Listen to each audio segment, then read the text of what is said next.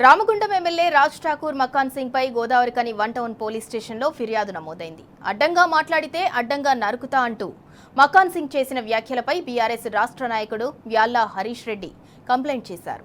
ప్రజలను భయభ్రాంతులకు గురిచేస్తున్న ఎమ్మెల్యే మకాన్ సింగ్ పై చర్యలు తీసుకోవాలని డిమాండ్ చేశారు. శ్రీధర్ బాబుకు మకాన్ సింగ్ వత్తాసు పలుకుతున్నారని, రామగుండంలో 3 లక్షల మంది ఉన్నారని, ఎంతమందిని నరుకుతావంటూ కౌంటర్ ఇచ్చారు వ్యాల్లా హరీష్ రెడ్డి. మకాన్ సింగ్ ప్రజలకు బహిరంగ క్షమాపణ చెప్పాలని డిమాండ్ చేశారు. ఈరోజు గోదావరికని పట్టణంలోని 1వ నంబర్ పోలీస్ స్టేషన్కి వచ్చి ఇక్కడ స్థానిక ఎమ్మెల్యే రాజ్ ఠాకూర్ మకాన్ సింగ్ అతనిపై కంప్లైంట్ ఇవ్వడానికి రావడం జరిగింది.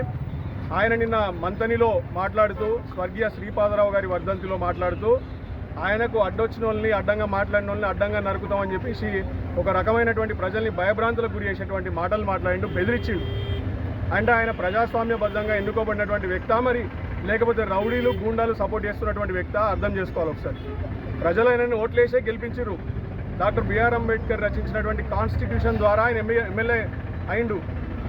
అవన్నీ మర్చిపోయి ఇలా ఆయనకి ఎవరైనా అడ్డంగా మాట్లాడితే అడ్డంగా నరికేస్తామని చెప్పేసి మాట్లాడము ఇది అప్రజాస్వామికం.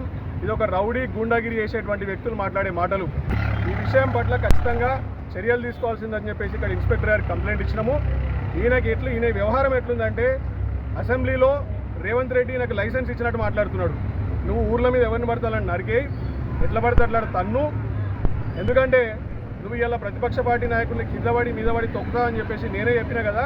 ఆ లైసెన్స్ తీసుకొని పోయి నువ్వు ఊర్లో ఎవరిని పడతాలని బెదిరి అని చెప్పేసి ఒక లైసెన్స్ వచ్చింది కాబట్టి ఎట్లా పడితే అట్లా మాట్లాడుతుండే. ఇక్కడ శ్రీధర్ బాబు గారు ఈ టాపిక్ని డైవర్ట్ చేసే విధంగా మకాన్ సింగ్ వకాల్తా ఇస్తూ ఆయనను సపోర్ట్ చేస్తున్నారు. మకాన్ సింగ్ గారిని ఖచ్చితంగా ఎవరు కూడా ఈ విషయంలో సపోర్ట్ చేయొద్దు.